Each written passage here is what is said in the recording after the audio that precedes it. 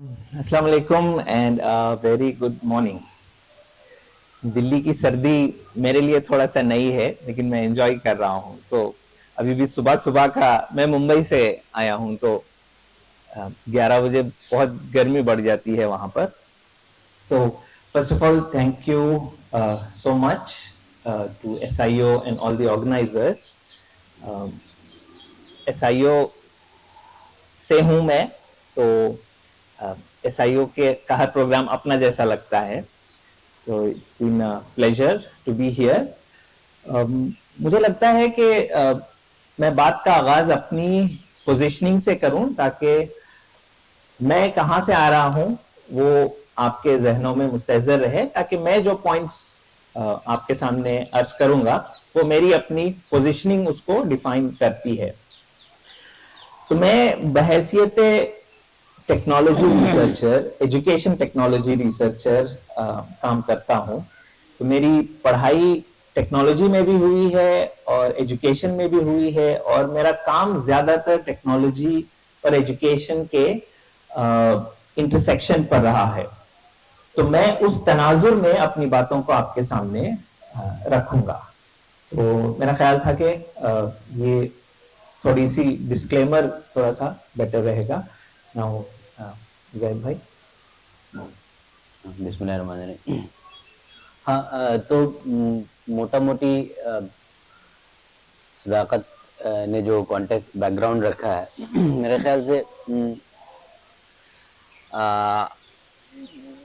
Technology और society और science, ये तीनों के को अगर हम देखें तो ऑफ कोर्स हमारी बात जो होगी उसमें एक तरह का स्क्यूड या बायस्ड या कोई एक चीज ऐसा लगेगा जो थोड़ा भारी है।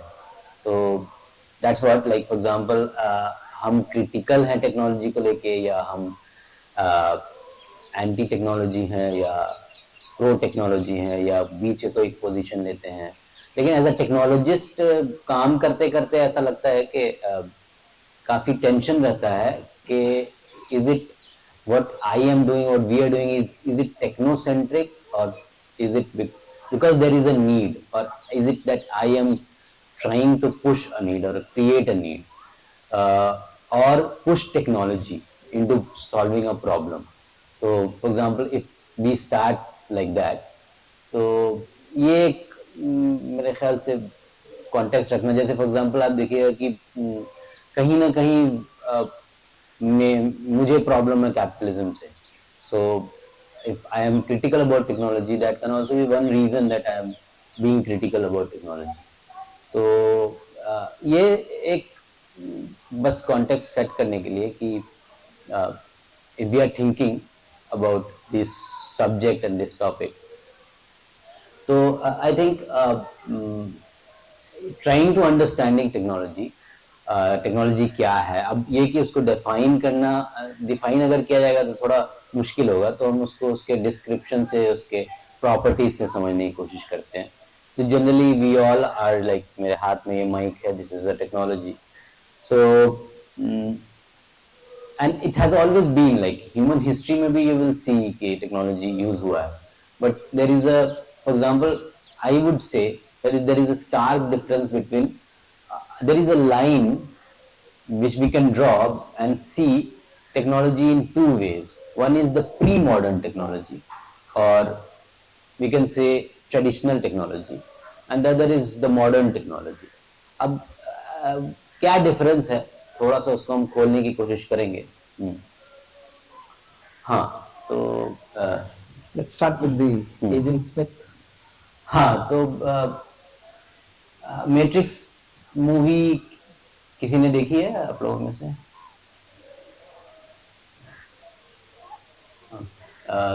समझ में आई है आप लोगों को मूवी? ठीक है। तो मैट्रिक्स मूवी का एक सीन है जिसमें अब ये आप लोगों ने देखा नहीं है तो ये मेरे लिए प्रॉब्लम है। ज्यादातर लोगों ने नहीं देखा है, but still I will try to put it in such a manner that you understand. So the context of the movie is कि human being has created technology and has created artificial intelligence. अभी तो everyone is using AI here, right? huh? क्या use करते हैं आप लोग AI में? Chat GPT और क्या यूज करते हैं? जेमिनी और अच्छा वहां पे मना करना चाहिए था ना. फाइन. तो and this movie was made in, when was that movie made, any guess? 1999. So at that time, वैसे एआई का एक इमेजिनेशन जो है वो, या एआई का जो थियरी है वो बहुत पुराना है. बहुत पुराना इस सेंस में कि आज के टाइम के सेंस में, नॉट के 500 साल पुराना है, बट 50s में 40s में वही थियरी है जिसपे AI has been developed, you see. So the thing is कि AI has taken over, the machine has taken over the human race. See, this is the context. Machine has taken over the human race. So now human being जो है, they are actually being used as to fuel energy, to as a source of energy. They are being used as biofuels. So the human being is like they will be taking birth, okay, but there will be an incubator in which all their energy will be used to power the AI which has taken over the world and run the world. But the human being के अंदर जो consciousness है, उस consciousness को एक matrix में रखा गया है. तो आप हो इंक्यूबेटर में, ठीक है, बट आपको लगता यह है कि आप यहाँ बैठे हुए प्रोग्राम सुन रहे हो हमारा, बट आप यहाँ पे हो नहीं मौजूद, आप एक इंक्यूबेटर में हो, सोए हुए हो, वहां पे आपको आपका सारा का सारा एनर्जी यूज किया जा रहा है. ठीक है, this is the context. So then there is a character who will there are some people like you, okay, जो जिसको ये पता है कैसा हो रहा है, so they have come out of that matrix. So वो इंसानियत को उस मैट्रिक्स से निकालना चाहते हैं. So there is a fight between the AI and the small group of people. So इस फाइट में जो AI है, AI में एक कैरेक्टर है जिसका नाम एजेंट स्मिथ है. उसकी जब मुलाकात होती है, नियो एक कैरेक्टर है, Neo is like the one who is going to, उसके बारे में एक तरह का समझ लीजिए प्रोफेसी है कि he will be able to liberate the human being from these clutches और फ्रॉम दिस मैट्रिक्स. मेरी बात समझ में आ रही है ना? तो जब उसकी मुलाकात होती है तो like why you are doing like this, why you have change the whole human race like this. तो एक तो ये है कि आपको समझ में आया कि अगर इंसान को पता चलेगा उसके साथ ऐसा हो रहा है, तो इंसान अगर जाग जाएगा तो उससे निकलना चाहेगा, राइट. तो इसलिए उसको उसकी मैट्रिक्स में रखा जाए. यानी मैट्रिक्स में वो एक सॉफ्टवेयर इंजीनियर है, एक प्रोफेसर है, एक स्टूडेंट है, वो पढ़ता है, एवरीथिंग ही इज डूइंग, खाना खाता है, but he is actually not doing all this things. ठीक है. तो एजेंट स्मिथ जब मिलता है नियो से, तो नियो को कहता है कि हम क्यों कर रहे हैं. तो ही सेज कि I would like to share a revelation that I have had during my time here. Who is saying this? Who is saying this? No, Agent Smith to Neo. Agent Smith क्या है? एक AI character है, ठीक है. It's a machine. Basically, it's a machine जो कि जिसके पास जो sentient है, जो sentient समझते हैं. Sentient समझता है कोई यहाँ पे? Sentient मतलब the machine becomes conscious. Okay, it starts behaving like a human being. ठीक है, आपने मशीन बनाया, वो कॉन्शियस हो गया, वो आप जैसा हो गया. That is Agent Smith. So I would like to share a revelation that I have had during my time here. It came to me when I tried to classify your species. I realized that you are not actually mammals. Every mammal on this planet, you are actually not mammals. Every mammal on this planet instinctively develops a natural equilibrium with the surrounding environment. But you humans do not.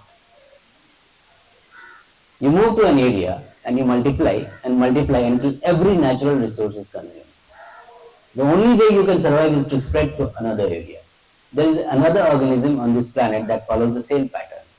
Do you know what it is? I am Agent Smith, you are Neo, tell me. Yeah, it is virus. So, a virus. Human beings are a disease, a cancer of this planet. You are a plague and we are the cure. That's why we are doing this. So that's how I'm like now think as I'm like why I'm putting this in front of this point. Now the other aspect of it is that who created AI? Who created AI? Tell me. You created AI. So the take on that is that humans, when they are creating technology, now there is this dynamics between society and technology that we have to discuss here. So there is this writer whose name is Pentti Linkola. In his book, The Intolerable Misfortune of Technology, this book was published in 1994. He says this. Now this is like, these two things are interrelated. And we are currently experiencing that. Like these are things which have been like written, theorized, but we are experiencing this. We are at that stage where we are experiencing this.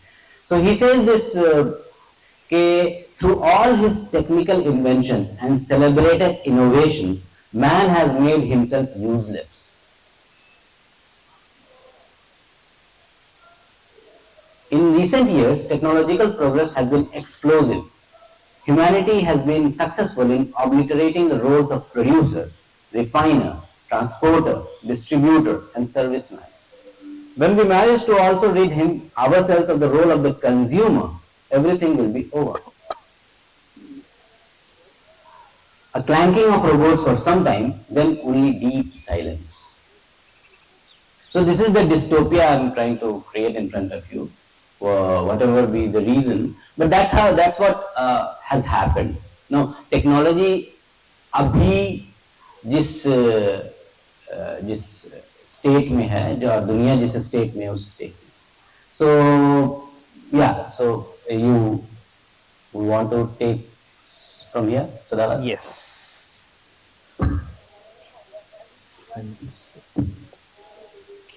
Okay.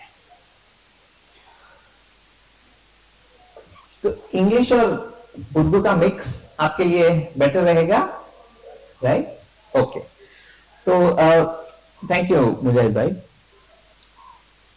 लेकिन इस technology, शायद हम काफी सारा technology का cover किए हैं, but I want to step back a little bit, एक कदम पीछे हटते हैं. और टेक्नोलॉजी आई कैसे, और जो हमारा मौजू भी है आज का, वो है वायर और entanglement of technology, science, technology and society.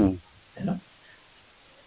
Technology क्या, टेक्नोलॉजी हमेशा से रही है, और साइंस क्या है, साइंस और टेक्नोलॉजी का क्या रिलेशनशिप है.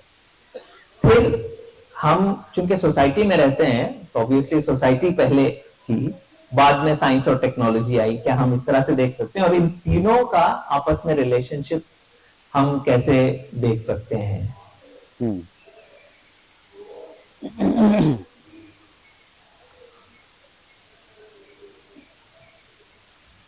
या सो अब जैसे we have to see this कि टेक्नोलॉजी क्या है. ठीक है, simply speaking you can say कि भाई to it is actually the extension of us as human beings. Extend ourselves to sort and solve and address those things which we cannot do with our human body limitation. So for example, अगर आप कुएं से पानी निकालना चाहते हैं, तो you create a pulley to draw water from it. So that is technology, right? So technology can be a thing, वो कोई शय हो सकती है या कोई प्रोसेस हो सकता है जो एक्सटर्नल है. हम हमारे एज ए ह्यूमन बीइंग, वो एक्सटर्नल एक एंटिटी है जो किसी शय की शक्ल में हो सकती है या फिर प्रोसेस की शक्ल में हो सकती है. क्या हम ऐसे कह सकते हैं? हाँ. और क्या टेक्नोलॉजी कुदरती भी हो सकती है या टेक्नोलॉजी इंसानी इजाद है? हाँ, so I think technology will, like, you will everything which is artificial, in a sense that human invented by the human being, that will be technology. Anything which is natural is not technology. So yeah. Right, जैसे इन anthropology में और sociology और दूसरे fields में one of the biggest technology जो हम देखते हैं इंसानी समाज की, वो है लैंग्वेज। लैंग्वेज एक बहुत बड़ी टेक्नोलॉजी थी, है, कि जिसने इंसानी सोसाइटी को शेप किया है ना? कैसे? कुछ आप में से इस पॉइंट से एग्री कर सकते हैं, डिसएग्री करते हैं कि language is one of the biggest technology that humans have invented. If so how, and if not why not? अगर हम एक माइक ऑडियंस में भी सर्कुलेट कर सकते हैं, या फिर वो माइक यहां आ सकता है और एक माइक, वो माइक कौन सा? ये जा सकता है, यहाँ पे एक टेबल माइक है।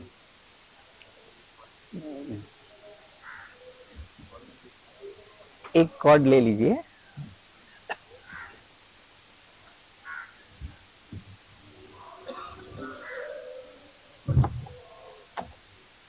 इधर। Sir, question was good. आपने उसको एक्सप्लेन भी किया। एक्चुअली टेक्नोलॉजी तो आप इस यूज करें या ना करें, लेकिन इस कायनात में एग्जिस्ट करती है। एक प्लांट उगता है तो that follows the particular process, और एक टेक्निकल प्रोसेस को फॉलो करता है। तो इसी तरह ह्यूमन बॉडी डेवलप होती है तो वो एक प्रोसेस को डेवलप करती है, अडॉप्ट करती है।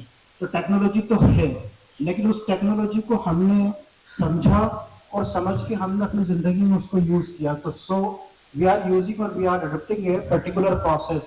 सो technology is a process, okay, and technology is reflects in physical words. तो इसी कुछ इसके फिजिकल एस्पेक्ट्स हैं और कुछ इसके फिलोसॉफिकल या इसके जो यू कहिए कि नॉन फिजिकल एस्पेक्ट्स हैं, ठीक है। देन लैंग्वेज इज आल्सो एक प्रोसेस है उसका, लैंग्वेज का, जिसमें लिसान पूरा का पूरा एक साइंस आता है, और इसीलिए हम उसको पूरा एक भाषा विज्ञान कहते हैं। अगर हम उसको विज्ञान नहीं कहते तो वो टेक्नोलॉजी से शायद वो हटता, अच्छा है ना। तो है तो वो टेक्निकल प्रोसेस पूरा का पूरा, किसी वर्ड, उसकी डीपनेस, उसका सेंस, उसका रिफ्लेक्शन, उसका सोसाइटी पे इम्पैक्ट, और उसी से हम उसको पहचानते हैं, जानते हैं। अल्लाह ताला ने भी ये बात कही कि हमने आदम को कहा कि कुछ चीजों के नाम बताओ।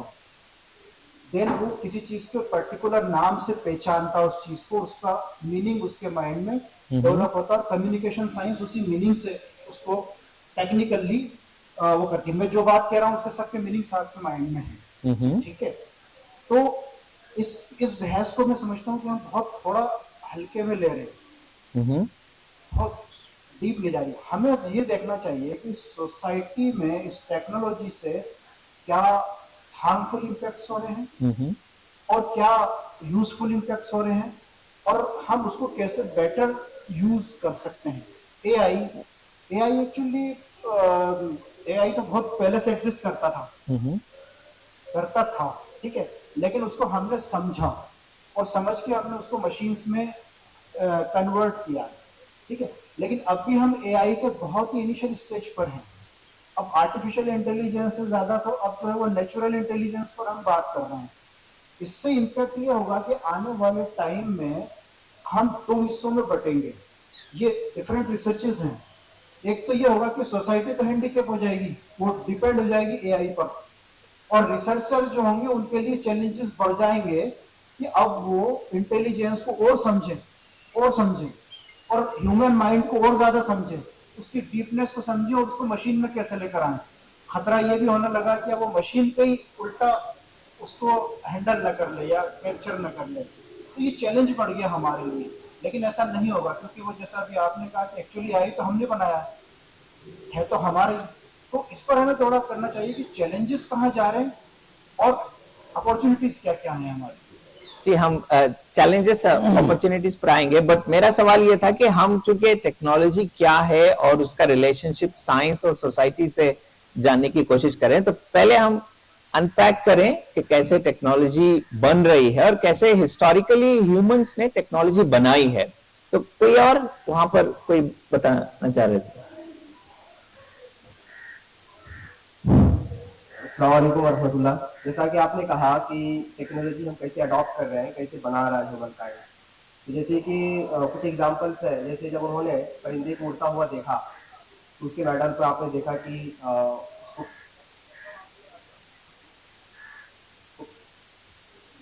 उस बर्ड पे जब तहकीक की गई और जब उस पर अच्छे से गौर व फिक्र किया गया तो इंसान ने एरोप्लेन और फ्लाइट वगैरह का जो है इजाद किया।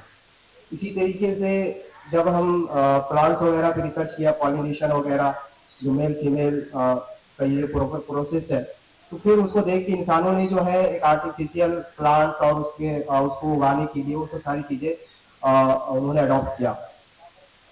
कुछ चीज़ें नेचुरल है, जैसे कि ये जो भी टेक्नोलॉजीज हैं, अगर कुदरती निज़ाम में अगर थर्मोस्फीयर में जो आयंस प्रेजेंट है हमारा आयनोस्फीयर में, अगर वो आयंस मौजूद नहीं होता तो आज जितने भी जो ये टेक्नोलॉजीज है या जो हम वायरलेस कम्युनिकेशन जो अंजाम दे रहे हैं, शायद ये पॉसिबल नहीं होता।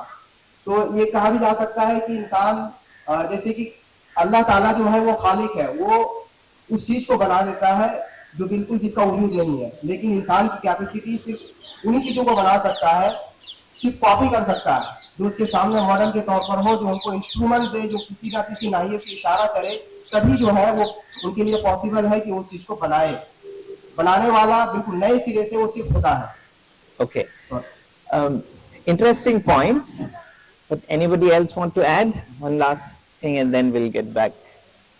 जी दरअसल जो टेक्नोलॉजी है, मैं समझता हूँ कि अल्लाह ताला की बहुत बड़ी नियामत है। जैसा कि अल्लाह ताला ने कुरान मजीद में कहा है कि हमने इंसानों के लिए अपनी तमाम नियामतें मतलब पूरी करनी नियामत है। तो जैसे कि इंसान मछली को सिर्फ एक ही नियामत, एक तरह की नियामत जैसे हम देख सकते हैं कि तैर सकती है, परिंदे उड़ सकते हैं, मगर इंसान तैर भी सकता है, हवा में भी जा सकता है और जमीन पर भी रह सकता है। बहुत बहुत शुक्रिया। सो आई फील कि हमारे पास हम चीज़ों को इन जनरल हमारे डिस्कोर्स में चीज़ें मिक्सअप हो जाती हैं। एक चीज़ है साइंस, साइंटिफिक इंक्वायरी, चीज़ों को समझना और खोजना,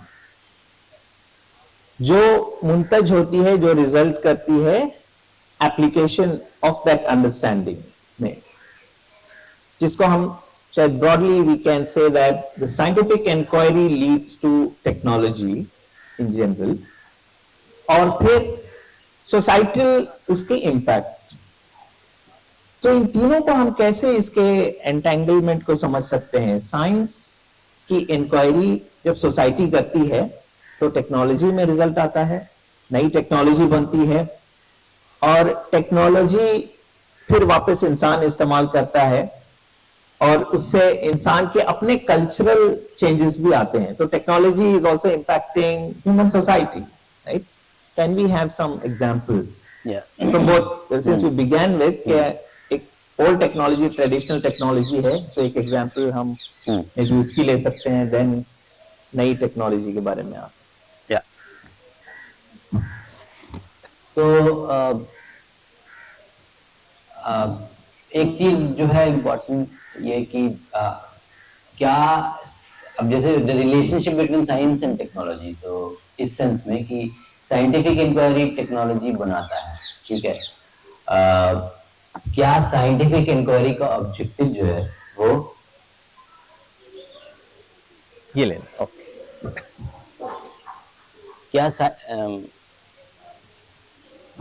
क्या साइंटिफिक इंक्वायरी, यानी अगर हम अच्छा एक चीज ये इम्पोर्टेंट है कि जब हम साइंस यहाँ पे बोल रहे हैं, साइंस वर्ड, तो उसका भी मतलब हमारे सामने क्लियर होना चाहिए। इज इट नेचुरल साइंस और is it, so I will say कि आपके सामने भी क्लियर होना चाहिए कि जैसे मैं कहूँगा कि what we are talking about currently is the natural science. अब नेचुरल साइंस क्या है? बहरहाल, तो साइंस अब हम साइंस वर्ड यूज जब करेंगे तो आपके दिमाग में एक पिक्चर होना चाहिए। साइंस और साइंटिफिक इंक्वायरी या साइंस का जो परसू है वो क्या टेक्नोलॉजी के लिए हो। अब टेक्नोलॉजी क्या है? टेक्नोलॉजी कैन बी से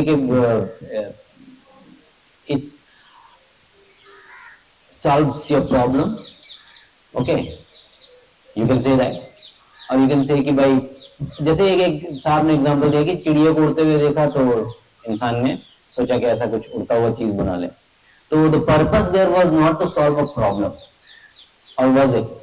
It can be कि भाई I also want to feel how it looks like when I also fly. It's not to solve the problem of communication कि लोगों को यहाँ से वहाँ जब तेज लेके जाना है फास्ट स्पीड से, इसलिए हम बनाएंगे प्लेन को। So the reason I'm bringing this is because there is, when we say कि modern technology और pre-modern technology में एक तरह का difference है। जो pre-modern technology जो होता था वो it was not like कि there is a direct linear relationship between science and technology। कोई scientific inquiry इसलिए हो रहा है कि technology create किया जाए, और technology इसलिए create किया जाए कि उससे कोई human problem solve हो सके। We are using the word human problem here, but it is more than that. We'll come to that. कि भाई is it actually like that कि technology या जो modern technology it is to solve the problem of human being, or when that word is used it is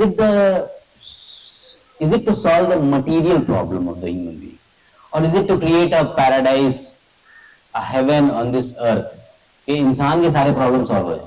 ठीक है, जैसे for example you take the example of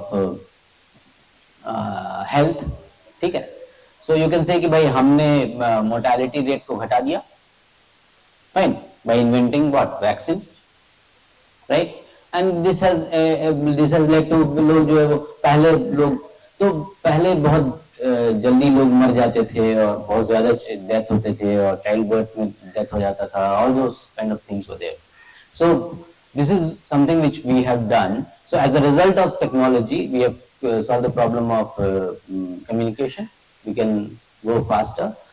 You take printing technology. So you can say कि printing technology. So now why was printing technology created? अब यही एक dynamics जो है between the science, technology and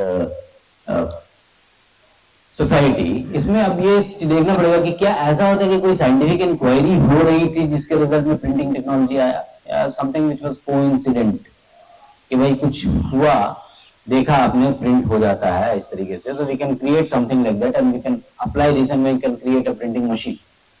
now printing machine was created like invented in a sense by human being long back in China, but it didn't take the form of printing books. It took a lot of time for printing machine to come to Europe and Gutenberg starts printing. But now the question is, now here यहाँ पे जो मैं page जो complexity आपके सामने ला रहा हूँ, है ना, to be clear कि अभी फिलहाल जो डायरेक्शन है टेक्नोलॉजी का, है ना, इट इज ड्रिवन, और ये से कहिए कि साइंस का और सोसाइटी का, इसमें जो डायनामिक्स है उसमें ड्राइव कौन कर रहा है, कंट्रोल कौन कर रहा है, ठीक है। Is it technology which is driving science? Do you do science? आज के दौर में व्हाट इज ड्राइविंग व्हाट? उसी तरीके का question is is it technology, is it the society which is shaping technology or the society which is shaping technology? Now you have asked me examples. Yeah. Now you see this printing technology की बात हम जो कर रहे हैं, तो you have to find a point where इंसान ने प्रिंटिंग टेक्नोलॉजी क्रिएट किया, ठीक है। तो क्या दिमाग में इंसान के था कि किताब पब्लिश करेंगे? जब प्रिंटिंग मशीन इंसान ने बनाया तो दिमाग में था किताब पब्लिश करेंगे। What was the biggest motive behind printing machine? Sadakat has some point on that. Do you have some point on that? Like printing machine के पीछे क्या क्या रीजन रहा होगा, या प्रिंटिंग एज अ टेक्नोलॉजी के पीछे क्या क्या रीजन रहा होगा, जिसको अगर हम खोलेंगे तो आपके सामने थोड़ा क्लियर होगा कि करेंटली क्या रिलेशनशिप है बिटवीन, या पहले क्या रिलेशनशिप था between technology and society and science. We take some responses. Yeah, you can also give some examples. Yeah. हाँ हाँ, मतलब जैसे लोग कॉपी करते थे तो उसके लिए मशीन निकालने तक है, was that the reason?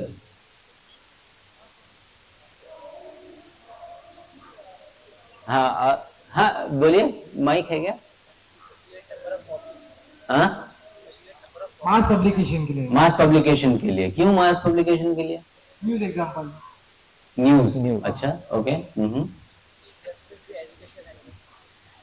Access the education and मुझे इतना पता है information. कि जो प्रोटेस्टेंट रेफॉर्मेशन हुआ, Uh-huh. That was because of with the help of Uh-huh. Very good. और कैथोलिक प्रीस्ट ने बोला कि दिस इज डेविल, हाँ तो वो टेक्नोलॉजी को हेट करते थे, हाँ, राइट उस टेक्नोलॉजी को। राइट तो राइट। उस वजह से हर कोई हर चीज क्वेश्चन करना शुरू कर गया कि ठीक है आप बोल रहे हैं कि ऐसा हो रहा है, लेकिन ऐसा क्या सच में हो रहा है? और हर कोई बाइबल को सच में पढ़ने लगा। तो आई थिंक कि हाँ वो होगा कि कितना जल्दी हम अपने व्यूज जो हमें पता चला पूरे यूरोप में फैला दें ताकि दूसरे लोगों को भी समझ में आ जाए, मुझे ये लगता है। Very good.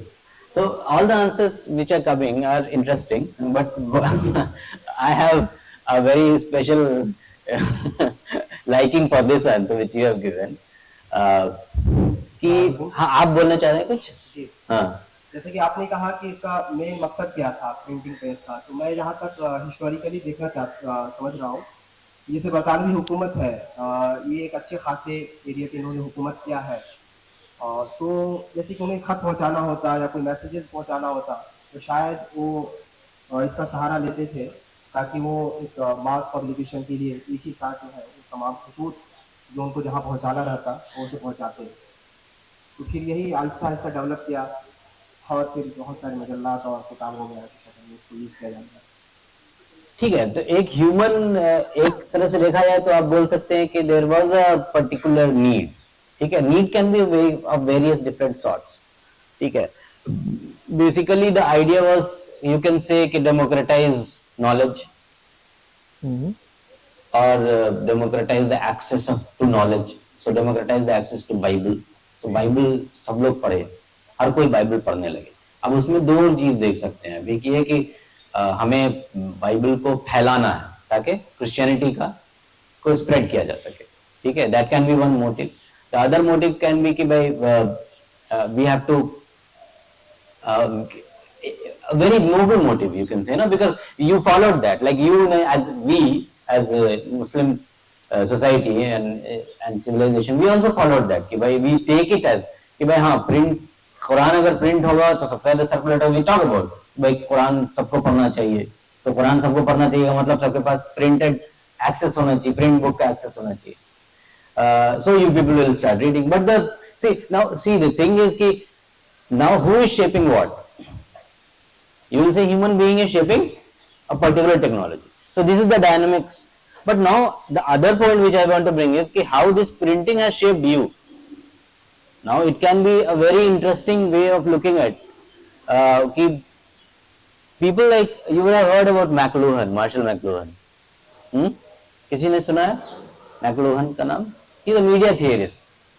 उसने एक किताब लिखी गुटेनबर्ग गैलेक्सी, और उसने एक और किताब लिखी मीडियम इज द मैसेज। तो ही मेक्स अ पॉइंट कि भाई जब प्रिंट आया तो उससे प्रॉब्लम हुआ। अब प्रॉब्लम क्या हुआ? सो ह्यूमन बीइंग जो है they are not, they are oral, there is orality in their communication. So when and this was actually days long back, by even when human language तो था, ठीक है, बट ह्यूमन लैंग्वेज को जब लिखने की बात की गई, तो जब राइटिंग इन्वेंट हुआ, ठीक है, writing also is a technology, right? Yes. Yes, language is technology, writing is a technology.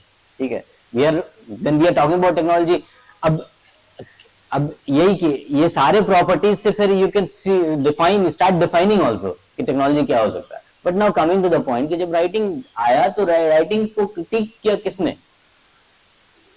Socrates ने। उसने कहा कि अगर लिखने लगेगा इंसान तो भूलने लगेगा। एक चीज, लिखने लगेगा इंसान तो भूलने लगेगा। ठीक है, इमाम गजाली का वाकया आप लोगों को याद होगा कि जब वो जा रहे थे इल्म सीख करके, तो उनका जितना एक चोर ने हमला किया और सब कुछ जो है उनका लूट लिया। तो उन्होंने कहा कि भाई बस एक पर्टिकुलर आइटम है, झोला है, जो आप मुझे दे दो। तो चोर ने पूछा कि भाई क्या है इसमें जो तुम सिर्फ ये मांग रहे हो? तो बोले कि इसमें मैंने सारी चीजें जो मैंने पढ़ी है वो सारी चीजें इसमें है मौजूद, तो इसलिए मैं चाहता हूं कि ये मुझे आप लौटा दें। तो चोर हंसने लगा, बोले क्या तुम क्या हासिल किए हो जब तुम्हें याद ही नहीं है कुछ, तुम डिपेंड कर रहे हो उस चीज पे जिस पे तुम्हें लिखा है। तो उसके बाद इमाम गजाली ने सब कुछ याद किया। सो that was a disadvantage which Socrates was pointing at that time, but there is more than that. So then writing also shaped you as a technology. So you invented writing. So there is this relation. Now how it has shaped you? So अब देखिए, जब आप there is a difference when I'm speaking, okay, and you write it and give it to someone, will it convey the whole meaning of what I am speaking in front of you? It doesn't. So it takes away the meaning. So similarly, you can say the orality of the Quran or the orality of that particular text was lost in individualized reading of that text. ठीक है? Then there are other problems which you might all not which you might all not agree with. No, Marshall McLuhan doesn't point out, but I have been thinking, people have been pointing to this कि भाई, if you talk about giving access to everyone to that text, now the question is कि you need particular kind of capability to understand that text. If you don't have that capability, you can misunderstand it. The moment you misunderstand, you say, I have read Quran. Quran में तो लिखा हुआ है, but you have actually misinterpreted it. So that is the other point. But these are the disadvantages. I'm saying कि एक तरह से human being को shape किया. So there are people who will say कि printing technology actually created these books and individualized idea of reading, individualism, all these things, and that led towards even there is a causal relationship. मैं उतना detail में नहीं जाऊंगा, but it leads to this, and then even जो आप industrial revolution देखते हैं उसका भी एक बहुत बड़ा रीजन प्रिंटिंग टेक्नोलॉजी है. So what we are talking about, what I am saying is कि वो आपको शेप कर रहा है. जैसे फॉर एग्जांपल आपका परसेप्शन ऑफ नॉलेज, आपका आइडिया ऑफ नॉलेज, आपका आइडिया ऑफ योरसेल्फ, ठीक है, that started getting shaped by the printing text which you are reading. Fine, your idea of learning also changed because you thought कि as a society like I can read, why you need a teacher to read. So you lost the lot of teachers who have written, like those people who have written the books, you lost them also. So there was a lot of loss which was happening. So orality was lost, which resulted in meaning being lost. There is a kind of printing, जो writing है, writing is very linear text. So you are starting to think about thinking as a very linear process. So all these things is actually shaping you to think about. So for example, you would have heard about a movie called Arrival. So Arrival talks about an alien which comes. ठीक है? So now they have a particular language. Now this language is not understandable by everyone. The moment a human being starts understanding that language, that human being is able to get past into the time and future into the time. So language का इतना ज्यादा impact है आपके पूरे epistemology पे, आपके पूरे thought पे, आपके पूरे परसेप्शन पे, कि it can actually get access कि आप फ्यूचर भी फ्यूचर भी देख सकते हो. So the point I am trying to make is कि टेक्नोलॉजी शेप्स यू, ठीक है, shapes the society and the society shapes the technology. Fine. So there is a, you want to say, right. तो जैसे एक जो direct impact हम देख सकते हैं कि हिस्टोरिकल जो एवोल्यूशन हुआ रीडिंग, राइटिंग और लैंग्वेज का, वो ये कि हमारे कंटेम्प्रेरी जो सेटअप में हम देखते हैं कि रीडिंग राइटिंग जो कि एजुकेशन का एक कैमोफ्लेज है, एजुकेशन उसका के अंदर reading writing is essential, right. वरना पढ़ लिख कर लिखना पढ़ना नहीं आता तो ये ऑक्सीमोरॉन की तरह से नजर आता है. और एजुकेशन को हमने क्या बनाया हुआ है आज के दौर में सारे इंसानों के लिए. जैसे इंडिया की बात लें तो व्हाट इज एजुकेशन? एजुकेशन क्या है ये? फ्री विल है कि कोई पढ़ना चाहता है पढ़ सकता है, नहीं पढ़ना चाहता नहीं पढ़ सकता है, या इसमें कुछ कंपल्शन है? कंपल्शन है, राइट? जो राइट टू एजुकेशन एक्ट है, आई एम श्योर के हम SIO की का ज्यादा यहाँ पे गैदरिंग है तो आपने पढ़ा ही होगा। तो राइट टू एजुकेशन कॉन्स्टिट्यूशन के कौन से आर्टिकल के तहत आता है जी? RTE जो है वो कौन से आर्टिकल के तहत आता है जी? 25। कौन है 21 वाले? यस। तो राइट टू एजुकेशन आर्टिकल 21 के अंदर में आता है, और आर्टिकल 21 क्या है major? Right to life, right? तो हमने एजुकेशन को लिखने पढ़ने की जो टेक्नोलॉजी है उसको इंसानी जिंदगी के लिए नागुज़ीर तस्लीम कर लिया है कि वो एज इफ ऐसा है कि जैसे हमें जिंदा रहने का हक है वैसे ही हमें टेक्नोलॉजी, पढ़ने लिखने की टेक्नोलॉजी हासिल करने का हक है, right? I think this is how we can see के हिस्टोरिकल। अब ये अलग बात है कि हम आज लैंग्वेज को टेक्नोलॉजी नहीं तस्वूर कर पाते हैं बिकॉज हमारी अपब्रिंगिंग और इतना पुरानी हो चुकी है टेक्नोलॉजी कि वो हमारी जिंदगी का हिस्सा बन चुकी है। वो इनविजिबल हो जाता है। Like lot of technology becomes invisible. So your chair is a technology, right? But it is invisible, so you will not see chair as a technology, right? तो हम थोड़ा सा भी आई होप कि थोड़ा ये जो रिलेशनशिप है वो आपके जहनों में आया होगा, और हम जिस तरफ जाना चाह रहे हैं वो है कि नई टेक्नोलॉजी को लेकर भी जो हमारे जहनों में बहुत सारे सवालात हैं और हम उसे नेसेसरीली हम दो broad again dichotomy is problematic, but generally हम चीजों को दो ग्रोहों में बांटकर देखते हैं। तो हमारे पास एक ऑप्टिमिस्ट दिखते हैं और दूसरे पेसिमिस्ट दिखते हैं। जो एक ग्रुप होता है जो बहुत रिद्बुल लिसान होता है किसी चीज की तारीफ में, और दूसरा ग्रुप होता है वो उसकी तनकीद में आगे बढ़ा होता है, राइट? तो जैसे अब नई टेक्नोलॉजी भी जो है, जो डिजिटल की सूरत में हम जिसे अगर लेना चाहेंगे तो वो इतनी परवेसिव हो चुकी है हमारी लाइफ में, लेकिन बहुत सारे क्वेश्चंस हैं। तो उसमें एक ग्रुप वो ये कहता है कि टेक्नोलॉजी की अंडरस्टैंडिंग हमारे लिए बहुत नागुज़ीर है, क्योंकि टेक्नोलॉजी हमारी जिंदगी का जुज़े ला युनफक बन चुका है, और वो इसी तरह से है कि जैसे रीडिंग राइटिंग हमारी जिंदगी का एक बहुत एसेंशियल पार्ट बन गया है। तो मिशेल रेज़निक MIT मीडिया लैब में काम करते हैं। उनका मानना है कि आज के जमाने में हर बच्चों को कोडिंग सीखने का हक होना चाहिए और कोडिंग की लिटरेसी जरूरी है।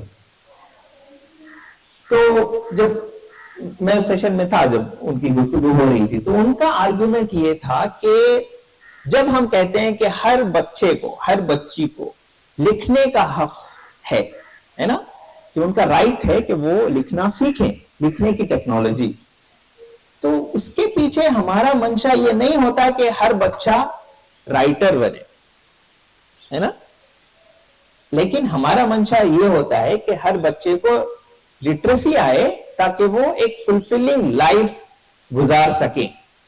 नहीं लिखना उनके लिए डिसएडवांटेज बन सकता है, राइट? तो इसके लिए हम चाहते हैं कि हर बच्चा और हर बच्ची पढ़ना और लिखना सीखें। उसी तरह से आज के जमाने में डिजिटल और टेक्नोलॉजी इतनी परवेसिव, इतना अंदर पेनिट्रेट कर चुकी हैं कि हमें उसके समझना, उसकी समझ पैदा करना जरूरी है। इसी वजह से हर बच्चे को कोडिंग की अंडरस्टैंडिंग पैदा करनी चाहिए। ना ये इसलिए नहीं कि वो बच्चा कोडर बने, बल्कि इसलिए कि वो एक इन्फॉर्म वे में टेक्नोलॉजी के साथ एंगेज कर सके और शेप कर सके, है ना। कि जब तक हम रीडिंग राइटिंग वाली टेक्नोलॉजी को समझ नहीं सकते, उसके साथ एंगेज नहीं कर सकते, तो हम जो रीडिंग राइटिंग का जो टेक्नोलॉजी है हम उस पर इंपैक्ट नहीं कर सकते। हम कोई किताब नहीं लिख सकते अगर हम पढ़ना नहीं सीखेंगे, right? It is as simple as that. तो इससे पहले कि मैं इस मामले में और डीप जाऊं, एक और एग्जाम्पल जो मॉडर्न टेक्नोलॉजी की हम देख सकते हैं कि जिसने इंसानी समाज पर असर डाला है और इंसानी समाज उस पर असर डाल रही है, वो भी वेब टेक्नोलॉजीज और डिजिटल टेक्नोलॉजीज की है कि वेब टेक्नोलॉजीज जब आई तो वर्ल्ड वाइड वेब की जब इजाद हुई तो उसने एक तरफ ये प्रॉमिस किया कि वो डेमोक्रेटाइज करेगा नॉलेज को। दुनिया के किसी भी कोने में बैठकर आप किसी दूसरे कोने में डेवलप होने वाली, जनरेट होने वाली नॉलेज को एक्सेस कर सकते हैं, राइट।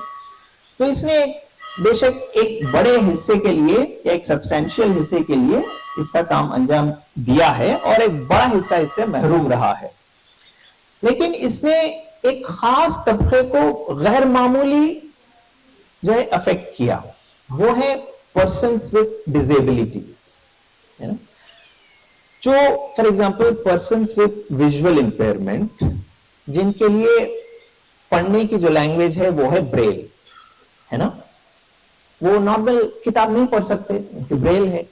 आप बस अंदाजा लगा सकते हैं कि कितना प्रोपोर्शन ऑफ नॉलेज है जो ब्रेल में है, बहुत ही कम है ना।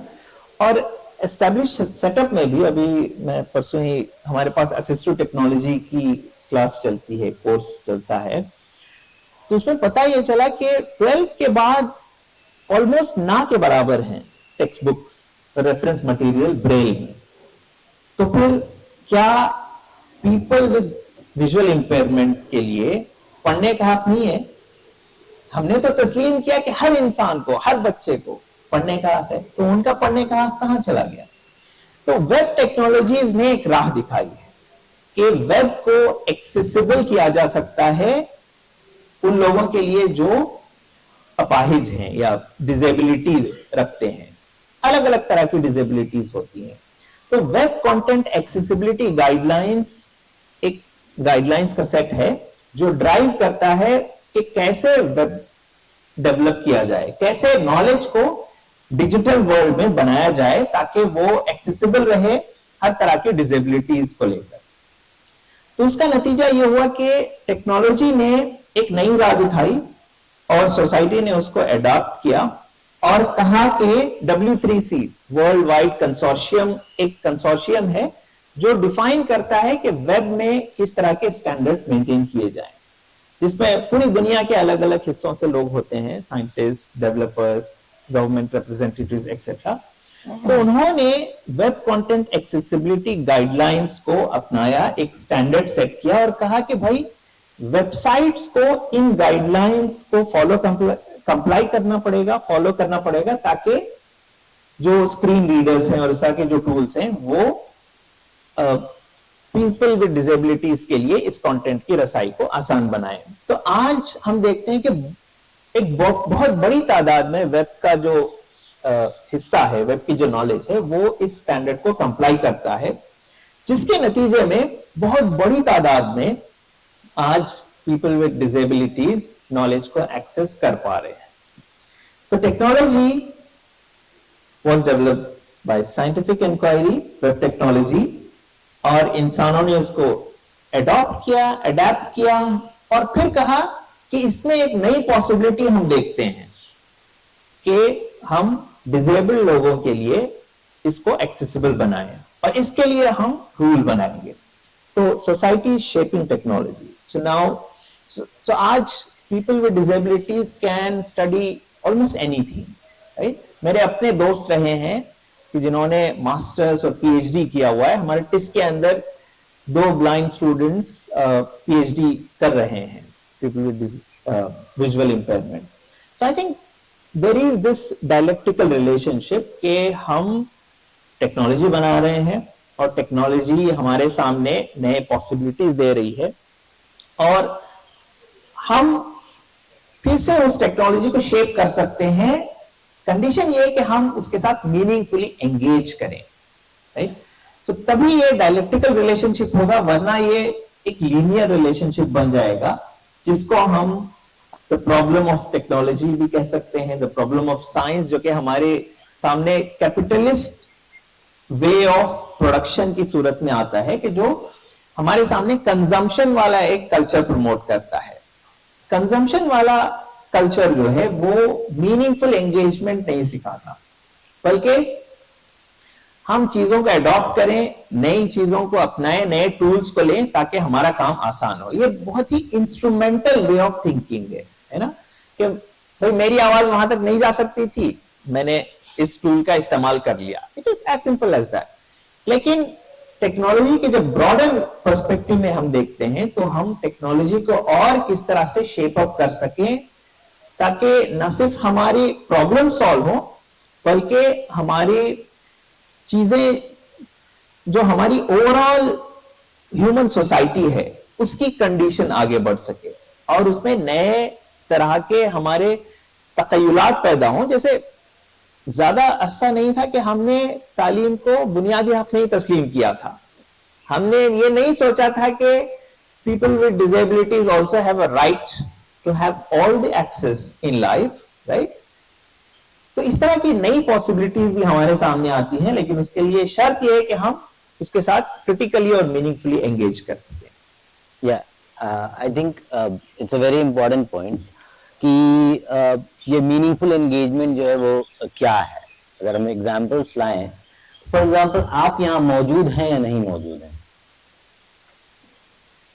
आप यहाँ अब इस ये मतलब कि ये एक क्वेश्चन उठा रहा है टेक्नोलॉजी पे कि टेक्नोलॉजी ने आपको it has created certain daily convenience like possibility of communicating, ठीक है, but it is also so destructive कि आप यहां मौजूद हैं लेकिन मौजूद नहीं। हो सकता है आपका दिमाग भी डिस्ट्रैक्टेड हो, but there is more distraction which is being created by the device in your hand, जो कि आप अभी बैठ करके देख रहे हैं। यहां मौजूद हैं लेकिन आप मौजूद नहीं है। तो that goes to the extent of it has broken the fabric of the society। घर में बैठे हुए फैमिली मेंबर्स एक दूसरे के साथ बात नहीं कर रहे, दोस्त एक दूसरे के साथ बैठकर बात नहीं कर रहे हैं, दे आर इन समवेयर। आपसे बात किया रहा, आप सुन नहीं रहे, आप कहीं और हैं, ठीक है। So you are not focused on one thing actually. In fact when you go into the so that is the side which is again questioning के एक लेवल पे मैं जब पहले बात किया वो ये कि जो आपको शेप करता है तो शेप इस तक हद तक करता है कि इट मॉर्फ्स योर परसेप्शन और it changes your perception, the way you understand reality, understand things, that also get change. जैसे प्रिंट टेक्नोलॉजी की एग्जांपल आपके सामने लाके रखा, उसी तरीके से when for example you are continuously distracted. Now how you get continuously distracted? Ping, ting, then you go there, now you want to read something, again ting, then you go there, now you go there means what? आ गए आप Instagram पे, now Instagram पे आपने ऐसे ऐसे करना शुरू किया, एक चीज देखा, फिर दूसरी चीज देखा, फिर तीसरी चीज देखा, फिर चौथी चीज देखा। now this is again shaping you, this is what Sudhakar is saying कि you have to question this कि meaningful interaction हो रहा है क्या आपका, but is it? क्योंकि आप इतना डिस्ट्रैक्टेड हो कि आपको ADHD हो गया है, आप सुन ही नहीं सकते हो मेरी बात। यहां मैं बैठ के बोल रहा हूं, सदाकत बोला you can't listen to me, why you know. So that is one big question which we have to ask कि ऐसा हुआ क्यों है, and then then who takes the control, that is a question. Yes, like in this dialectic relationship, technology controls you or you control technology, technology shapes you or you shape technology.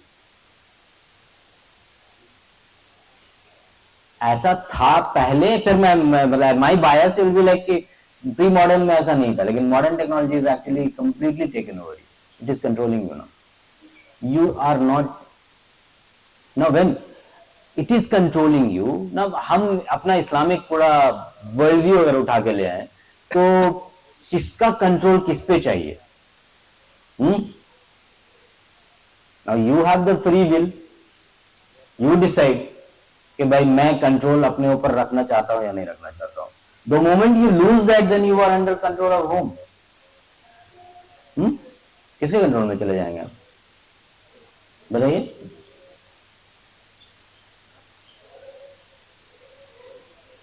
So you all know the answer, I am sure you all know the answer.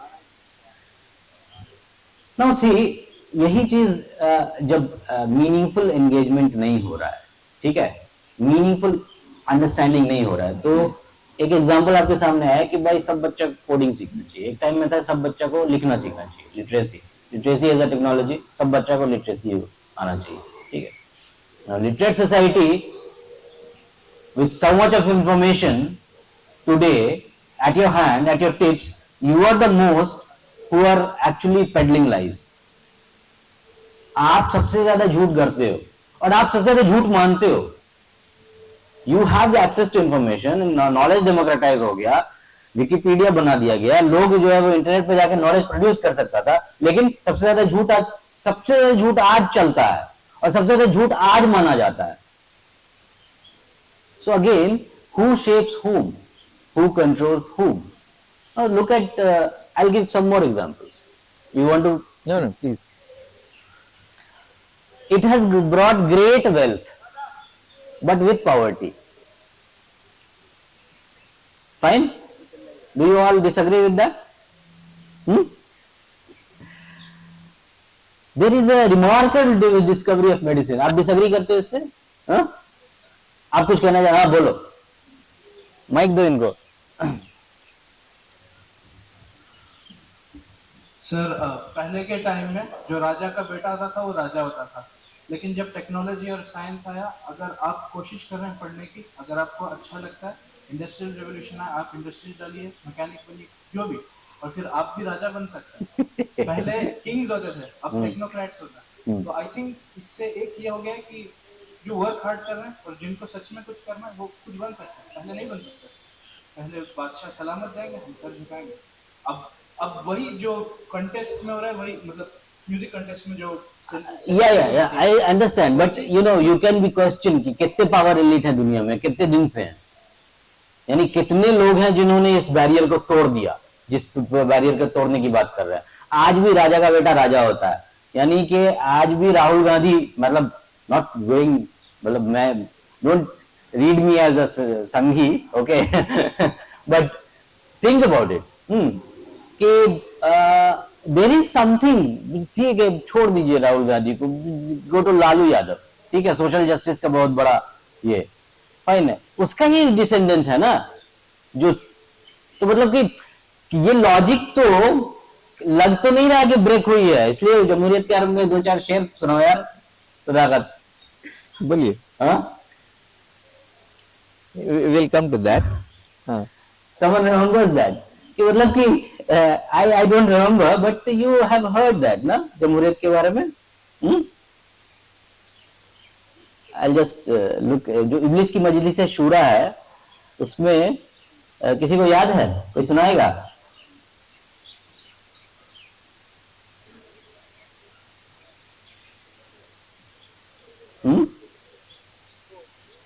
किसी को याद नहीं है?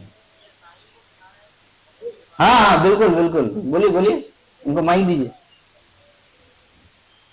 हमने शाही को पहना है खुद जमहूरी लिबास, तब जाकर आदम हुआ है खुद शनासो खुद निगर। मतलब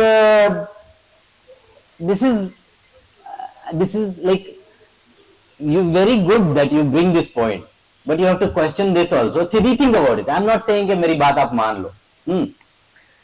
So the point is कि जो डेमोक्रेटाइजेशन की बात की जाती है और एक्सेस की बात की जाती है, नॉलेज कितने लोग प्रोड्यूस कर रहे हैं इंटरनेट पे जो डेमोक्रेटाइज हो गया? लोग कह रहा था कि सोशल मीडिया पे, जब सोशल मीडिया आया तो आप भी अपना न्यूज बनाओ, आप भी नॉलेज डालो, है ना, बट विकिपीडिया ही जो कि जिसके बारे में कहा था कि it has the power to democratize, it is self become a very elite. यहाँ पे एलिट का मतलब पावर एलिट जो है, यानी जिसके हाथ में, और ये कुछ ही लोग होते हैं, तो इंटरनेशनल कॉरपोरेशन और जो आपका स्टेट होता है, इन दोनों के बीच में चलता रहता है और ये हमेशा इसी के हाथ में रहता है, इससे निकल नहीं पा रहा है। यानी जब इंसान थोड़ा सा जागने उगने लगा तो इब्लीस को लगा कि चलो इसको जमहूरियत का नाम सुना करके इसको हम बेवकूफ फिर से बना देते हैं। इसको लगा कि हमको चॉइस मिल गया है पावर चुनने का, ऐसा कुछ हुआ नहीं है। सो not getting deeply into that, you want to say yeah, I have few points. So Neil Postman एक काफी पॉपुलर राइटर हैं, तो वो अपनी किताब द एंड ऑफ एजुकेशन में 10 प्रिंसिपल्स बताते हैं कि हम टेक्नोलॉजी को समझने के लिए, देखने के लिए, जज करने के लिए उन्हें इस 10 लेंसेज से हम देख सकते हैं। तो मैं उसमें से जो 2-3 point I think are very important, तो जो आप बता रहे थे कि हमेशा टेक्नोलॉजी का एक और पहलू होता है which Postman says कि all technological change is a Faustian bargain। हम उसे उर्दू में ट्रांसलेट करेंगे तो हर टेक्नोलॉजी में एक इब्लीसी पहलू होता है। For every advantage a new technology offers, there is always a corresponding disadvantage, right? और एक और पॉइंट पोस्टमैन कहते हैं कि technological change is not additive, it is ecological. A new technology does not merely add something, it changes everything. So how do we deal with this? Yeah. See, when we talk about how do we deal with this, we have to go back and ask some more fundamental questions. Yeah, because I purposefully asked, how do we deal with it? Because I'm not able to phrase कि हम उसका solution या उसका adoption, I don't want to get into that कि deal हम कैसे करें। See, अगर आप इस बात को मानते हो कि there is, it's not, see when you're saying with this point Neil Postman is making कि उसके अंदर एक ऐसा पहलू होता है जिसको very rightly translated by you is कि इब्लीसी होता है।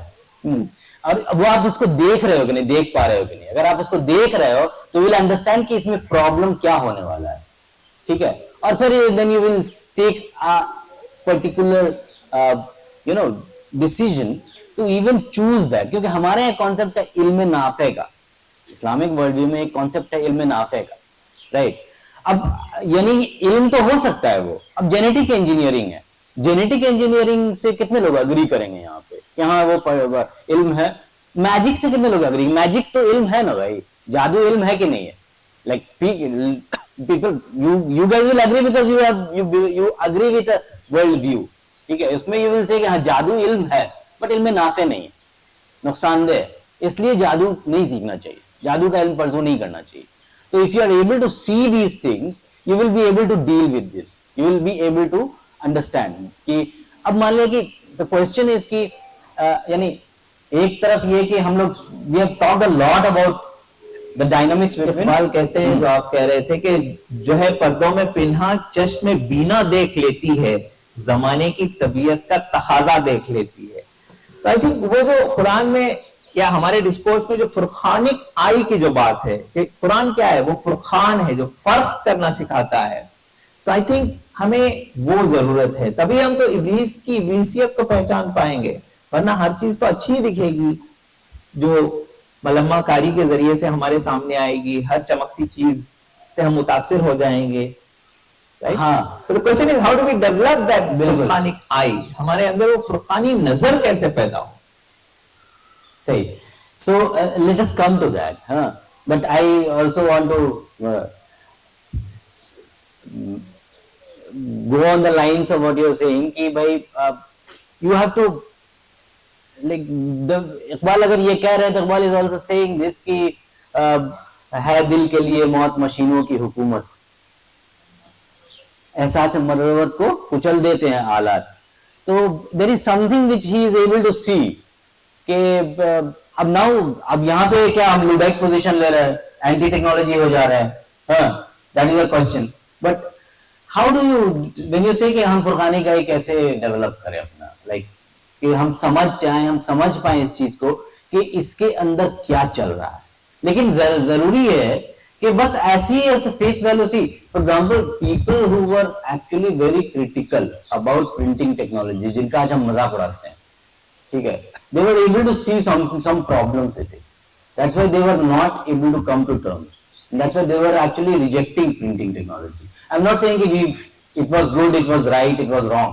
I'm saying कि हमने हर टेक्नोलॉजी को बिना क्वेश्चन किए हुए अगर एक्सेप्ट कर लिया तो for example what happened, so you will I'll tell you to read a conversation, there is a book actually, there is a conversation between Muzaffar Iqbal and Hussain Nasr, ठीक है, where these questions have been brought, के उसमें ये important question है कि most of the time the global south अगर कहा जाए, वहां पे वो question नहीं global south, they ask question in terms of Muslim countries, okay, they thought कि भाई अगर हम ये टेक्नोलॉजी को अडॉप्ट कर लेंगे तो हम भी आगे चले जाएंगे, हम भी प्रोग्रेस कर जाएंगे, बट हो पाया क्या ऐसा? लॉजिकली टेल मी, पूरे मुस्लिम कंट्रीज ने वो सारे टेक्नोलॉजी को अडॉप्ट कर लिया, क्या हुआ? What happened? Tell me. Global South, India, we are also one of them. We also adopted those technologies. क्या हुआ? Are we in control of anything? In geopolitics, where do we stand? And who is at the forefront of geopolitics? Geopolitics में power वही था जिसका technology आप खरीद रहे हो, तो आपको कंट्रोल तो वही कर रहा है ना. So see, these are the problem. But coming back to what Sadakat you are asking, I would say कि there is an underlying problem here between the dynamics between science and technology. Now the question, we have discussed a lot about technology and society, ठीक है. Now एक चीज ये थी कि क्या scientific inquiry technology को ये करती है, डायरेक्शन देती है, ठीक है, क्या देना चाहिए, क्या साइंटिफिक इंक्वायरी का ऑब्जेक्टिव ये होना चाहिए कि टेक्नोलॉजी क्रिएट किया जाए, ह्यूमन प्रॉब्लम सॉल्व किया जाए? आप लोगों में से कितने लोगों को ऐसा लगता है कि साइंटिफिक साइंस पढ़ना इसलिए चाहिए ताकि ह्यूमन प्रॉब्लम सॉल्व किया जा सके, या ह्यूमन मटेरियल प्रॉब्लम को सॉल्व किया जा सके? ह्यूमन इंटेलेक्चुअल प्रॉब्लम की बात नहीं कर रहा हूं मैं, so don't like, may be you can say कि नहीं है, there is a intellectual problem. The intellectual problem is कि हु एम आई, सच क्या है, मेरी हकीकत क्या है, इस कायनात की हकीकत क्या है, इसको आंसर करना है, इसलिए हम साइंटिफिक इंक्वायरी करेंगे. Is it not? What do you think? मतलब I hope we have not lost you guys, right? Maybe you want to rephrase the question. You want to rephrase the question? बोलो, तुम बोलो. तो सवाल ये है कि साइंस का परस्यूट, साइंस किस लिए हासिल करना चाहिए? क्या टेक्नोलॉजिकल एप्लीकेशन बनाने के लिए, या कुछ और है उसका मकसद? साइंटिफिक इंक्वायरी, साइंस को क्यों हम पढ़ना चाहिए? मैं आपको कहता हूं कि आज के दौर में साइंटिफिक इंक्वायरी, साइंस पढ़ा इसलिए जाता है कि टेक्नोलॉजी बनाया जाए, टेक्नोलॉजी क्रिएट किया जाए, और कोई ऑब्जेक्टिव साइंस का नहीं है. साइंटिफिक इंक्वायरी यहाँ पे जा चुका है, तो like no one questions that. Scientific inquiry का पर्पस क्या होना चाहिए? एक लेवल पे फिलोसॉफिकली कहा यह जाता है कि human being, there is a realization, ठीक है, कि लाइक पोस्ट मॉडर्न फिलोसफी जो है उसमें एक रियलाइजेशन, अब ये राइट रियलाइजेशन हमारे वर्ल्ड में नहीं है, बट है कि इंसान हक तक पहुंच ही नहीं सकता, इंसान को सच पता ही नहीं चल सकता है. तो इसलिए इंसान, this is a very subjective, it's called subjective इस सेंस में कि इंसान असल में जो सोचता है ना उसको हकीकत पे डालता है और वही उसकी हकीकत बन जाती है. इंसान जो सोचता है, जो उसके दिमाग में चल रहा है, जो उसको जिन चीजों ने उसको शेप किया है, जिन चीजों ने इंसान को शेप किया है, उसको वो सुपर इम्पोज कर देता है एक्सटर्नल वर्ल्ड पे, एक्स्ट्रामेंटल रियलिटीज पे, ठीक है, और वो उससे हकीकत बना लेता है और वो उसकी सब्जेक्टिविटी बन जाती है. तो इसलिए कांट बोलता है, कांट कहता है कि इंसान सच तक पहुंच ही नहीं सकता. तो इसलिए साइंटिफिक इंक्वायरी भी जो है, यानी फिलोसफर्स, पोस्ट मॉडर्न फिलोसफर जब है तो उन्होंने कहा कि it is actually discourse laden है. डिस्कोर्स लेडन इसलिए उसको पावर ड्राइव कर रही है, एक पर्टिकुलर आपका थॉट है जिसको आप एक्स्ट्रामेंटल चीजों में देखने की कोशिश कर रहे हो. तो इसलिए या तो आप उन चीजों को मानोगे जो कि पावर मानता है, ठीक है, and that will be the science, that will be the reality, but that is actually not real. So there is a whole idea of this subjectivity. Now see, वहां तक आए क्यों? यानी हम लोग ये बात नहीं मानते, हम ये मानते हैं कि इंसान अपने इंटेलेक्चुअल अकल से, अपने इंटेलिजिबल इंटेलेक्ट से हक तक पहुंच सकता है, हक को पा सकता है. Now why I am saying all this? Why I am saying all this? See, the reason I am saying all this is because कि now like we don't have much time, so I will not create boundaries around it, but I would say कि एक तो ये कि technology इस direction में आई क्यों, और यानी वहां पे जहां पे हमने शुरू किया था कि इंसान जो है वो वायरस बन गया, ठीक है, इंसान वायरस बन गया है, सच में बन गया, नहीं बनना नहीं था उसको, लेकिन बन गया है। क्यों बन गया है, लेकिन बना क्यों, क्योंकि इंसान like they are actually destroying themselves, we are every day destroying ourselves, that's the thing. Medicine आ चुका है, बट हेल्थ मतलब क्वालिटी ऑफ लाइफ आपकी बहुत खराब हो चुकी है, वैक्सीन ही आपको मार रहा है। नाउ जो कोविड वैक्सीन आपने लिया है, that is self is going to kill you, so that is where you are now. ये ब्लैंकेट स्टेटमेंट मैं दे रहा हूं, ठीक है, you will disagree with that, lot of people will disagree with that, fine, that's okay, but you just go and see what goes inside vaccine. जब vaccine बनता है उसमें क्या क्या जाता है, किन किन चीजों को डाला जाता है वैक्सीन बनाने के लिए। आप में से कोई अगर डॉक्टर होगा तो पता होगा उसको कि उसमें मर्क्यूरी डाला जाता है, mercury is not good for you, and वही मर्क्यूरी इज बीइंग पुट, तो उसको प्रिजर्व करने के लिए। So various different, so even जो कैप्सूल आप खाते हो, कैप्सूल को बनाने के लिए उसमें जो बाइंडिंग एजेंट होते हैं, प्रिजर्वेटिव जो चीजें होती हैं, they are not good for you. So the point I am trying to make is कि ये जितनी भी टेक्नोलॉजी है जो आप देख रहे हैं, इन वन वे उसमें एक पैराडॉक्स है। हर टेक्नोलॉजी जो है उसमें एक पैराडॉक्स है, तो वो एक प्रॉब्लम अगर सॉल्व कर रही है तो दूसरा प्रॉब्लम क्रिएट कर दे रही है, ठीक है।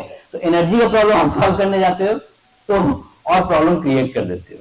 मैं हमेशा एग्जांपल देता हूं, it's a very common example, जो मुझे इससे पहले मुझसे इंटरेक्ट किए उनको जानते होंगे कि एयर कंडीशन एक टेक्नोलॉजी, ठीक है। एयर कंडीशन जो टेक्नोलॉजी है वो क्या करती है,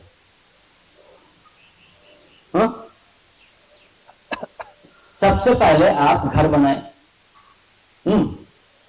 उस घर में जो मटेरियल आपने लगाया वो हीट एंट्रैप करता है, fine, so you entrap heat, a lot of heat, then to remove that heat you put a air condition, fine, which again does what, अंदर जो है उसको कूल कर दिया और बाहर जो उसको और गर्म कर दिया, so it will keep increasing the entropy.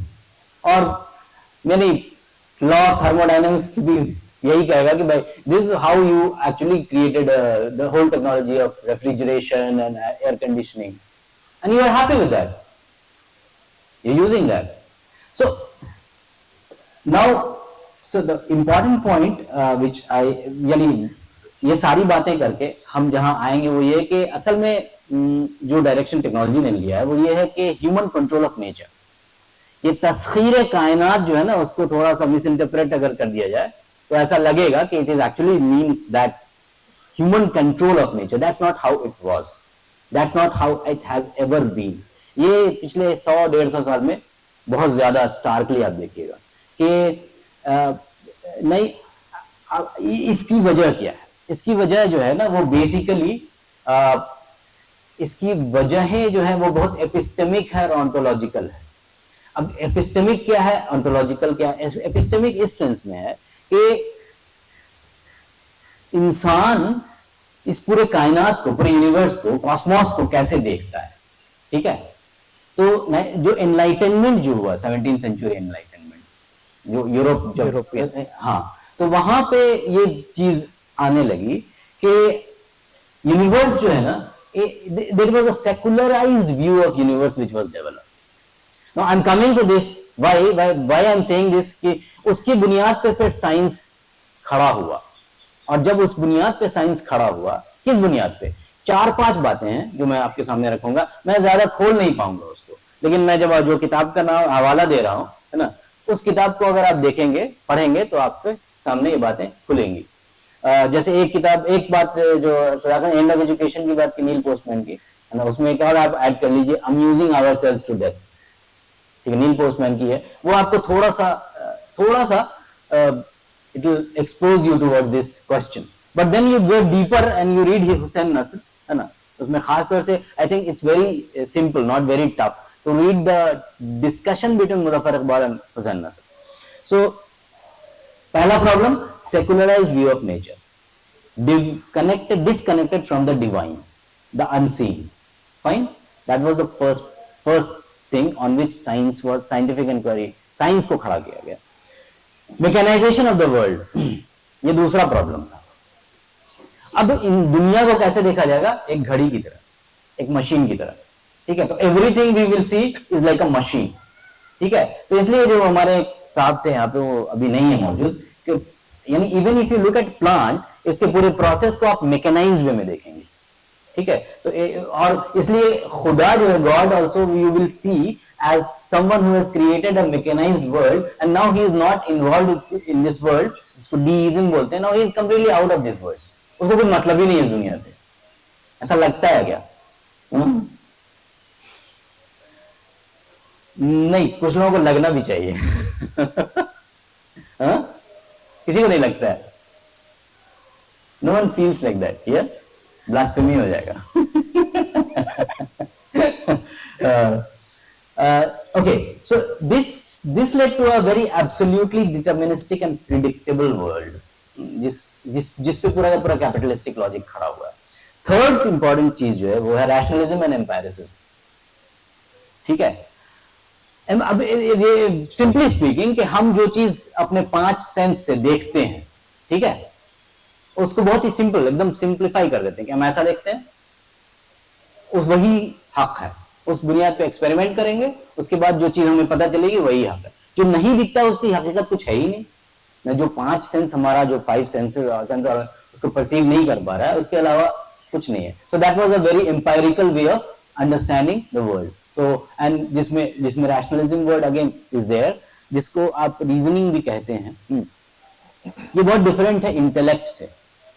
ठीक है, इंटेलेक्ट जो है वो सिर्फ ये 5 सेंस पे नहीं चलता है, बट बेसिकली ये एक थर्ड प्रॉब्लम है, यानी एम्पायरिसिज्म, जिसपे दुनिया, जिसकी बुनियाद पे साइंस को डाला गया. Fourth problem was Cartesian dualism. ठीक है, तो कार्टेशियन डुअलिज्म क्या है? वो ये है कि we are actually detached, the subject is detached from the object, so there is no relationship between these two things. Fine, so that mind body dualism भी लाता है. अगर ये बातें मेरी आपको नहीं समझ में आ रही हैं तो please don't get confused. I will say कि just note it down. ठीक है, and then you go back and try to understand these things, क्योंकि इन चीजों की बुनियाद पे पूरी की पूरी साइंस जो आप देखते हैं, मॉडर्न साइंस जिसको कहते हैं, उसको खड़ी की गई. और इसी वजह से मैं कहता हूं, मैं नहीं कहता हूं, people who talked about it, they say कि इन चारों बुनियाद पे, यानी फॉर एग्जांपल अगर नेचर, अगर पूरा कॉस्मोस, ठीक है, वो सेक्रेड नहीं है, ठीक है, इसका कोई डिवाइन कनेक्शन नहीं है, ये कंप्लीटली डिटैच्ड है, ये कंप्लीटली मैकेनाइज्ड है, इसके अंदर कोई रूह नहीं है. ठीक है, तो आप उसको कैसे ट्रीट करोगे? तो आप खाना उगाने के लिए, आपका खाना खाने का जो पूरा एक्सपीरियंस है, या खाना बनाने का, खाना उगाने के लिए आप खूब सारा पेस्टिसाइड यूज करोगे ताकि आप अपना यील्ड बढ़ा सको. ठीक है, वो क्या कैसे होगा? सारा पेस्टिसाइड यूज करके आप जितने बोले कीड़े को मार दोगे, यार कीड़ा को तो कीड़ा मेरा सब्जी खा ले रहा, मैं तो उसको क्यों नहीं मारूं? हाँ, so we will kill them, but they'll create another disbalance. And the reason you are not able to see that disbalance is because you are actually detaching yourself. कि आपका उसके साथ क्या कनेक्शन? ठीक है, so now see, इस बुनियाद पे जो, इसलिए मैं एग्जांपल दे रहा हूं कि ये एक्सप्लॉइटेशन ऑफ नेचर शुरू हुआ. ठीक है, और सारी की सारी टेक्नोलॉजी जो है वो इस डायरेक्शन में जब गई, तो it is standing on complete exploitation of nature. अब everything which you are doing, not questioning, is basically, अब आप बोलोगे हम ये मानते तो नहीं है,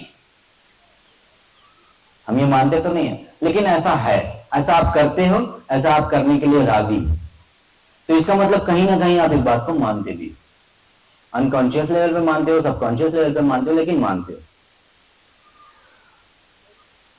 तो उसके रिजल्ट में जो टेक्नोलॉजी खड़ी हुई, आई विल से कि जितनी भी बातें हमने की उसका यानी साइंटिफिक, एक पहली बात ये जो हमने की वो ये कि टेक्नोलॉजी जो है वो should it be driven by scientific inquiry. क्या साइंटिफिक इंक्वायरी टेक्नोलॉजी के लिए होनी चाहिए या साइंटिफिक इंक्वायरी सच मालूम हो करने के लिए होनी चाहिए? हमारे वर्ल्ड व्यू में ये कुरान कहता है कि तुम दुनिया को देखो, यूनिवर्स को देखो, पेड़ और पौधों को देखो, ये सब क्या है? निशानी है, आयात है। तो इसलिए व्हाट वी से इज कि जो पूरी कॉस्मॉस जो पूरी आपके सामने यूनिवर्स है, कायनात है, वो भी कुरान है, क्योंकि वो सब आयात है, तो वो कुरान है और उसको हम कुरान तकवीनी कहते हैं, राइट? यानी आपके सामने जो ये पेड़ है ना वो कुरान की आयत है और कुरान तकवीनी है। अब वो आयत क्या है? तो मतलब वो राज खोलती है, ये पेड़ आपके सामने जो है ये राज खोलती है अपनी, क्या राज खोलती है? यानी ये इसका आपके साथ रिलेशनशिप क्या है, ठीक है? दूसरा ये कि ये कैसे असल हक को खोलती है आपके ऊपर, यानी वो हक जो एक है, जो मौजूद है, जो तौहीद है। और इसलिए जो कसरत है कायनात में, जो कसरत है वो आपको कन्वर्ज करती है वहदत की तरफ। Everything which you see, you start seeing it as if it is the pointer towards the हक। अगर आप नेचर को, कॉस्मोस को ऐसे देखेंगे तो फिर यानी you will not create technologies which will destroy them, destroy you. So that's the point I'm trying to bring. So आप देखिएगा कि मैं प्रॉब्लम की तरफ नहीं आऊंगा, लेकिन या सो या यू वांट टू? जी जी, तो अगेन इकबाल कहते हैं, जो अभी आप बात की तरफ इशारा कर रहे थे, कि जमीर मगरिब है ताजिराना, जमीर मशरिक है राहबाना। जमीर मगरिब है ताजिराना, जमीर मशरिक है राहबाना, वहां दिगरगू है लहजा लहजा, यहां बदलता नहीं जमाना, है ना? तो इस सूरत हाल में हम क्या करें? I think you not see much discourse जो हमें और करते रहना चाहिए। बड़ी खुशी है कि एसआईओ ने लिया है ये इनिशिएटिव कि हम टेक्नोलॉजी को कैसे हम हमारे रिलेशनशिप विद द नेचर और कुदरत के साथ देखें। तो आई थिंक जो मुजाहिद ने हमारी तवज्जो दिलाई वो एक बहुत इंपॉर्टेंट नुकता है, जहां स्टार्टिंग पॉइंट हम कह सकते हैं कि हम एक अल्टरनेट व्यू ऑफ टेक्नोलॉजी हम सोच सकते हैं। अब उसमें कि वाइस का हर एक इरशाद बजा, तकरीर बहुत दिलचस्प मगर की तरह हमारी बात खत्म ना हो जाए, तो मेरा ख्याल है कि थोड़ा सा प्रैक्टिकली हम क्या कर सकते हैं अभी इस ब्रॉडर अंडरस्टैंडिंग के साथ, हम क्या रोल इसमें अदा कर सकते हैं कि मशरिक से हो बेजार ना मगरिब से हजर कर, फितरत का इशारा है कि हर शब को सहर कर। ना मशरिक मगरिब दोनों हमारे हैं, हम किसी से बैर नहीं रखते हैं, राइट? तो लेकिन हमारा क्या योगदान हो सकता है? What is the avenues of possibilities? So Iqbal answers this. You would have heard गुलजार हस्त बूद न बेगाना वार देख, है देखने की चीज इसे बार बार देख। अब ये गुलजार हस्त बूद क्या है, जिसकी तरफ हमें इशारा कर रहा था कि पहले करना क्या पड़ेगा आपको, यानी पहले तो ये देखना पड़ेगा कि इस्लामिक वर्ल्ड व्यू क्या है साइंस को लेकर के। और जितनी बातें मैंने की वो एक्चुअली बेसिकली कहना यह है कि there is a philosophy and metaphysics associated with what you are doing as science, and that has led towards the technology which is now controlling you and which has made you a virus and which is self-destructive. So you are also become a virus, you are also self-destroying yourself, ठीक है? And we are not questioning that. So but Iqbal says कि गुलजार हस्त बुद, रुक जा, थोड़ा ठहर जा। गुलजार हस्त मतलब क्यों बेगानों की तरह देख रहे हो इसे? तुम्हारा हर एक्सपीरियंस बेसिकली तुम्हारा कोई भी एंगेजमेंट एक्सपीरियंस नहीं बन पा रहा। तुम्हारा कोई भी एंगेजमेंट जिंदगी का वो तुम्हें हक की तरफ नहीं ले जा पा रहा। उसके ऊपर तुम खुद पर्दा डाल देते हो, या जो पर्दा डाला गया है उसको देखकर खुश हो जाते हो। तो इसलिए ही सेज कि देन ही सेज कि आया है तू जहां में मिसाले शरर देख, दम दे न जाए हस्ती ना पायदार देख। लास्ट लाइन इसका जो है वो बहुत इंपॉर्टेंट है। खोली है ज़ौक़ दीद में आंखें तेरी अगर, हर रह गुजर में नक्शे कफे पाए यार देख। See this is in a very poetic way, yani every step you take, you see that कि तुम्हारे यार की उसमें, अब तुम्हारा यार कौन है यहाँ पे, है ना, उसका नक्श है वहां पे, वो दिखता है तुम्हें, वो दिखने लगेगा तुम्हें। सो करना क्या है, तो कमिंग बैक, पहली चीज ये है कि we have to study the roots of modern science and technology seriously. So we have to see the epistemic basis on which it has been ये खड़ा किया गया है। दूसरा क्या करना है, evaluate them within the framework of the Islamic world, because we want to say कि it is we who has to take control, and that control is not the control of the nature. Not that, because controlling the nature is a very modern idea of science. और जो technology, जिसको technology, और जिसका example मैंने आपके सामने कुछ रखा है, you can have thousand example, like ground water खत्म होता जा रहा है, पता है क्यों, लाइक इट्स अ वेरी अब ये मेरा कहा जाता है कि थर्ड वर्ल्ड पानी के लिए होगा, नहीं पानी, और पानी क्यों खत्म होता जा रहा है, इससे ये सारा का सारा नतीजा टेक्नोलॉजी का ही। तो बहरहाल we have lot of examples, apply these sciences solely on the basis of Islamic teachings. अब इसको करना क्या है, तो पहली चीज जो मैंने कही आपके सामने कि पहले आपको करेक्ट करना पड़ेगा, जो मेटाफिजिक्स है, फिलॉसफी है साइंस की, उसको इस्लामिक बनाना पड़ेगा, ठीक है, उस लेंस से, और आपकी पूरी पढ़ाई शुरू से जो हुई है वो उससे अलग। तो इसमें पहली चीज मैंने आपको कही कि पहले सब्जेक्ट मैटर क्या है नेचुरल साइंस का, नेचुरल साइंस की बात करें ना, उसका सब्जेक्ट मैटर क्या है, नेचर, राइट, और नेचर आयात है, ठीक है, so that has to be very clear, and the moment you see them as आयात it becomes sacred, right, so the desacralisation which the epistemic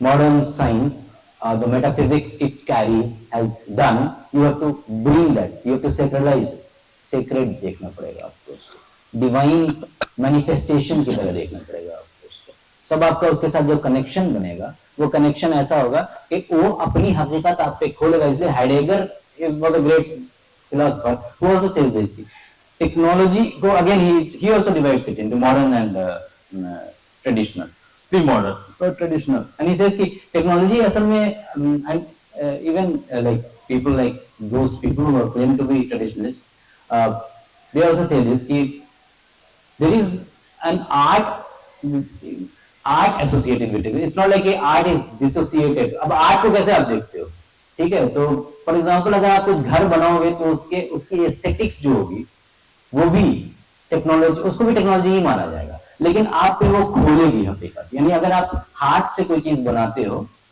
ठीक है, हाथ से बनाते हो अगर वो चीज अपने हाथ से, यानी अगर मिट्टी का एक बर्तन बना रहे हो, जब आप बना रहे हो पूरा बनाने का जो प्रोसेस है, वो प्रोसेस में वो अपने आप को आपके ऊपर खोलेगी वो शय। That is the unveiling nature of technology and that is the technology we are talking about. कि शय अपनी हकीकत आप पे खोलेगी, और जैसे ही खोलेगी आपको अपनी हकीकत का एहसास होगा, आपको अपनी, और यहां से फिर वो पर्दा खुलता जाएगा जो आपको ले जाएगा आपके हकीकत की तरफ, उस तरफ जहां पे आपको जाना है। तो ये चीज है।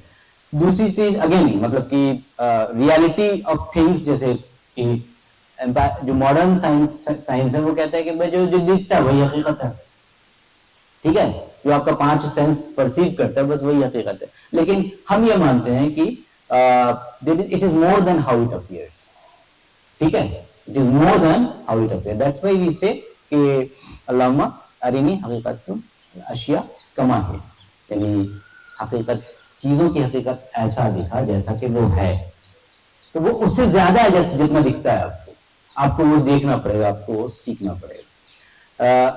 और फिर जो कॉस्मोस की रियलिटी की बात कर रहे हैं वो सिर्फ एम्पायरिकल बुनियादों पे नहीं होगा, उसके लिए इंटेलेक्ट इंपॉर्टेंट होगा। और क्योंकि देखिए मुझे ऐसा कोई चीज दिख रहा है, उसको सिंप्लीफाई कर दिया हमने डेटा में, और डेटा से उसके बाद हमने एक रिजल्ट निकाल लिया, बोला कि ऐसा होता है इस चीज का nature. That's not how it is. कुछ ना कुछ अपने साथ वो एक बायस लेता है, बायस लेके चलता है, कोई भी एक्सपेरिमेंट अपना बायस लेके चलता है, ठीक है। अब आपको पता होगा कितने लोग साइंस के स्टूडेंट हैं यहाँ पे, तो यंग्स डबल स्लिट एक्सपेरिमेंट पता है आपको? अब यंग्स डबल स्लिट एक्सपेरिमेंट जो था उससे पहले क्या था, लाइट का क्या नेचर था, न्यूटन ने क्या कहा था? What did Newton say about light? What is the nature of light? नहीं, पार्टिकल। तो न्यूटन से पार्टिकल है। साइंटिफिक इंक्वायरी हो रही है, यंग आता है, यंग कहता है कि नहीं फिर है ना, अजान हो रही है, चुप जाए।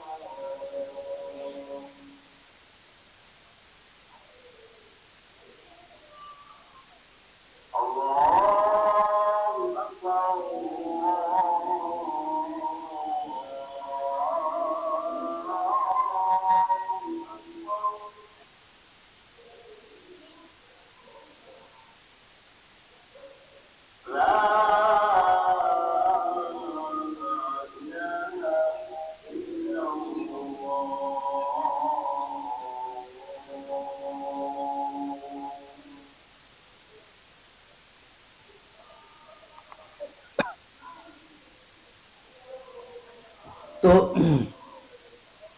अब जो इम्पोर्टेंट चीज जहां मैं लाना चाहता हूं आपको ये कि आपकी ट्रेनिंग इंटेलेक्चुअल लेवल पे, यानी आपको ये देखना पड़ेगा कि अब यहाँ पे इंटेलेक्ट वर्ड जब मैं यूज कर रहा हूं तो intellect is demands a lot of things with it, then only your intellect is capable of being able to understand the experiment you are doing. So when we say about science, it's not like we are against empirical data or experiments. We are not saying that. What we are saying is कि when you do an experiment, जब तुम experiment करते हो तो उसके साथ साथ यानी तुम्हारे 5 सेंस जब उसको परसीव करते हैं, जब उसको समझते हैं, तो उसके साथ साथ जो तुम उससे समझ पैदा करते हो, that is based upon more than what your 5 senses is able to understand, and that demands a particular training of your intellect. अब ये intellect जो होगा वो क्या इसका फायदा होगा, क्योंकि हमारे पास एक चीज है रीजन। अब वो रीजन क्या करती है, वो हर चीज को अलग अलग करती है, ठीक है। तो आप अलग अलग करोगे, डाइसेक्ट करोगे, डिवाइड करोगे, लेकिन फिर उसके बाद जब उसको एक करना है, यानी क्योंकि एक क्यों करना है, क्योंकि there is a relationship between everything and this interrelationship is actually going to converge into the one.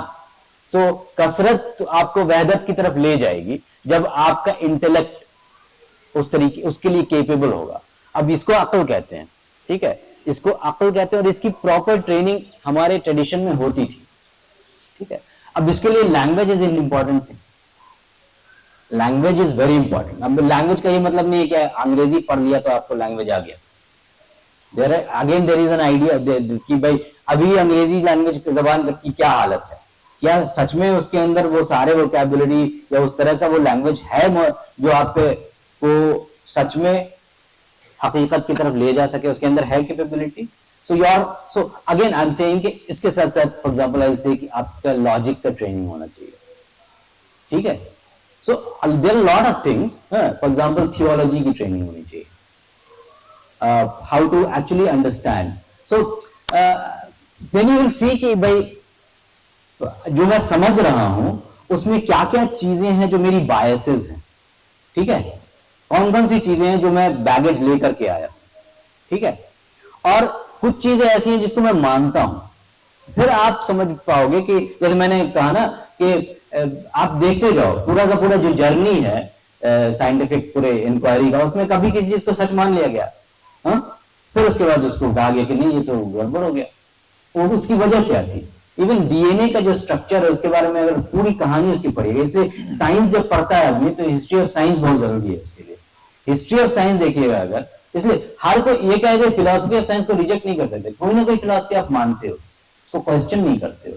Currently आप एक पूरे secular world view philosophy of science को मानते हो, ठीक है, आंख बंद करके मानते हो, आमन्ना सद्दकना कहते हो। इसलिए उस पर्टिकुलर चीजों को मान करके उसके बेसिस पे साइंस पढ़ते हो, साइंस से टेक्नोलॉजी करते हो, उसके बाद फिर बोलते हो कि टेक्नोलॉजी का अच्छा इस्तेमाल कर लेंगे, एथिकल इस्तेमाल कर लेंगे तो ठीक है, हो गया, मसला हल हो जाएगा। लेकिन ऐसा नहीं है।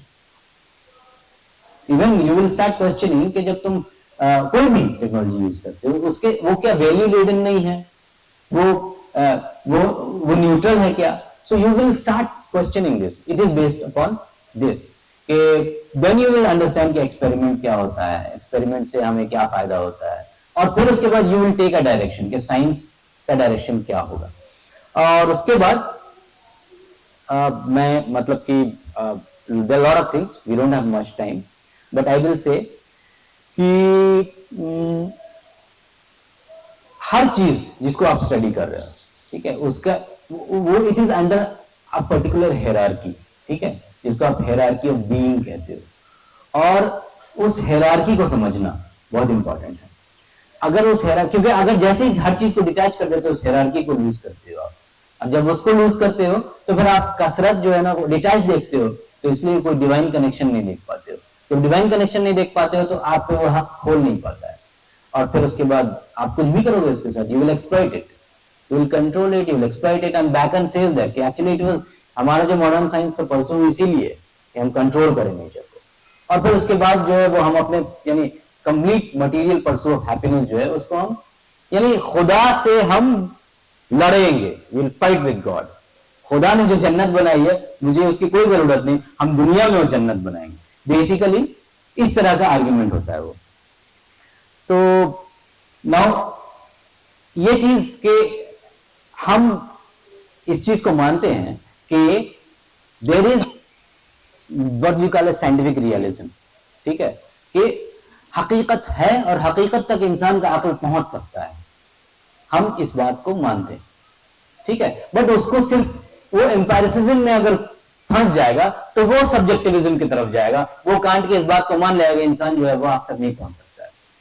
इसलिए एक रियलिटी है जो आपके बाहर एग्जिस्ट करती है, जिसकी अपनी ऑब्जेक्टिव हकीकत है, ठीक है, वो लेयर्ड है, ठीक है, वो लेयर्ड है वहां तक जहां तक उसको हक तक पहुंचना है, खुदा तक पहुंचना है। तो मैं बेसिकली ये सारी बातें इस सेंस में इसलिए बोल रहा हूं कि साइंस ये हल है, यानी आपको मेटाफिजिक्स ऑफ साइंस और अपने इंटेलेक्ट उसकी ट्रेनिंग की तरफ जाना पड़ेगा, तभी आप समझ पाओगे अभी जो आपके साथ हो रहा है, अभी जो टेक्नोलॉजी उसकी क्या हकीकत है। और फिर उसके बाद ये क्वेश्चन नहीं है कि आप उसका इनकार करोगे या इकरार करोगे, उसका इस्तेमाल करोगे या नहीं करोगे, लेकिन आप पॉसिबल है, you will create an alternate possibility of creating technology based upon this thinking, those technology which can unveil itself it's हकीकत, क्योंकि यही तो परसू है इंसान का। इंसान को अल्लाह ताला ने इस दुनिया में भेजा ही इसीलिए कि वो वापस अल्लाह तक पहुंच जाए, और उसका ये सफर जो है वो इसी परसू में है। तो वो कुछ भी करेगा तो इसके लिए इसकी ये जरूरत है। तो हाँ जी, गुफ्तार के असलूब पे काबू नहीं रहता जब रूह के अंदर मुतलातिम हो ख्यालात, है ना। तो so much because it's a topic that is dear to us, और हम लोग उसके अंदर काम कर रहे हैं और देखते हैं ऐसी बहुत सारी चीजें जो जबान पर नहीं भी आ सकती रहती हैं। But I think there is lot of food for thought, सोचने के लिए ही नहीं बल्कि करने के लिए भी बहुत सारे पॉइंटर्स आए हैं। और जो आप लोग हैं, हम सब जो है कुछ कॉन्क्रीट स्टेप्स अपनी इंडिविजुअल कैपेसिटी में और अपनी कलेक्टिव पोजिशनिंग में हमें लेना चाहिए, वरना वही होगा कि वाइज का हर एक इरशाद बजा, तकरीर बहुत दिलचस्प मगर। तो मेरा ख्याल है कि ऑप्टिमिज्म और पेसिमिज्म के दरमियान हमें एक अपनी स्पेस क्रिएट करनी है, और जो करंट कंटेम्पररी जो पोजिशनिंग्स हैं, एपिस्टेमोलॉजिकल, ऑन्टोलॉजिकल और जो ऑपरेशनल पोजिशनिंग है, हमें उसमें एक नई तौजीहात को तलाशने की जरूरत है, एक रीइमेजिनेशन की जरूरत है, ताकि हम एक नया फलसफा और एक नया अंदाज दे सके जो फितरत से हमाहंग है और जो इंसान की इंसानियत का सही मैनिफेस्टेशन हो सकता है। और भी लोग हैं जो इस तरह के तजुर्बात कर रहे हैं, जैसे फ्लॉस की जो पूरा काम है, free Libre open source software का, वो इससे मेरा ख्याल से रेजोनेट करता है जो अभी कई सारी बातें आई हैं कि ये कंट्रोल के लिए नहीं बल्कि डिस्ट्रीब्यूटेड। इससे पहले like Sadaqat is giving some examples, इससे पहले दो तीन चीज मैं आपके सामने रख दूं, उसके बाद we can this the examples which Sadaqat will give is something which we are trying to grapple with, ठीक है। इट्स नॉट के जरूरी नहीं है कि वो सच ही हो, ठीक है, but we are doing that, me and Sadaqat we both are working on that. So but उससे पहले मैं थोड़ा सा और आपके सामने, यानी इस बेसिस पे, यानी अगर हम साइंस का एक इस यानी इस्लामिक एपिस्टेमिक बुनियाद पे आए और वहां से हम दो चीजें आपके सामने रखूंगा, एक ये कि फिर उससे Islamic point of view of technology क्या बनेगा, ठीक है, और फिर उसके साथ बाद अगर एग्जांपल्स आ जाए जो सदाकत दे रहे हैं तो that will be great. But I will tell you we are also not sure about what we are doing, fine, so because we are also trained, we all have been like destroyed by the way we have been trained, our mind has been trained, so isliye we understand that we are broken people, our mind is broken, we तो इसलिए हम क्या करें। this is something which Hussain Nasr says, the solution to create technologies, alternative technologies. If we can do that on the intellectual level and create an authentic Islamic philosophy of nature or metaphysics of nature, and secondly, an Islamic sciences of nature on the basis of both our own scientific tradition and what the Western world has discovered. अब यहाँ पे Western world के discovery का rejection नहीं है, ठीक है? There is no rejection of that. So please understand this. Based upon our scientific tradition, so you have to see our whole Islamic civilization जिसने साइंस को कैसे देखा। आसमान में रात को तारे, यानी नील ग्रास टाइसन बोलता है 90% of the stars today is also named by the Arabs. They have the Arabic name. Neil deGrasse Tyson, militant atheist, you know that? He says that in 90% of the stars which has been named, why we were looking at the stars and why we were naming them? Just imagine. हमें जाना था क्या वहां? But see, so scientific and what the Western world has discovered, and finally integrate the latter into our own tradition. Integrate the latter, no rejection. integrate the latter into our own tradition. Then it would be possible to create our own technologies on the basis of that science. Now, Islamic point of इससे Islamic point of view of technology क्या होगा, ठीक है, जो कि आपको again वापस ले जाएगी अपने टॉपिक के तरफ कि जो डुअल रिले या जो डायलेक्टिक रिलेशनशिप है साइंस टेक्नोलॉजी और सोसाइटी का, उसमें किसको कंट्रोल लेना है, किसको सेंटर पे आना है. एक ये कि spiritual relationship between the human being and objects ही और शी क्रिएट्स. ठीक है, देयर इज, जो तुम बनाते हो, जो तुम चेयर भी बनाते हो, उसके और तुम्हारे बीच में एक spiritual relationship. You have to think that. Then will you create plastic or not? Question for you. Okay, objects are based on art that is creative and reflect God's creativity as the supreme artisan. Again, everything which you create, it is also reflecting the ultimate reality, who is the supreme artisan. You are a human being with that attribute in you, or I will say not, I won't say that, I will say the attribute which you can realize. You have the potential to realize the attribute of Khaliq by making, by creating. The moment you start doing that, it will unveil. God is called Al-Sani in the Quran. He is the creator, the giver of form, the supreme artisan, and he has given us the power of creativity, which we reflect in our beings, because we are his khulafa, his viceregent on earth. So there is no line of, again there is no line of distinction between art and technology now. ठीक है? So there is a proper aesthetics which you will see in the Taj Mahal. Okay, those people who created it, you look at all those aesthetics, they are piece of technology beautiful, they are piece of art beautiful, and they unveil. We have forgotten the art of हमारे not forgotten, actually हमारे आंख पे पर्दा पड़ गया है, इसलिए हम खुल नहीं पा रहा है वो, क्योंकि हम वहां पे भी तो वहां मौजूद नहीं होते हैं ना, वहां हम फोटो लेने लगते हैं है ना, या वीडियो कॉल करके किसी और को दिखाने लगते हैं, all those sort of thing, तो हम वहां पे रह नहीं पाते. So and the last thing is की continuous spectrum of creation which was always related to God, from the making of a simple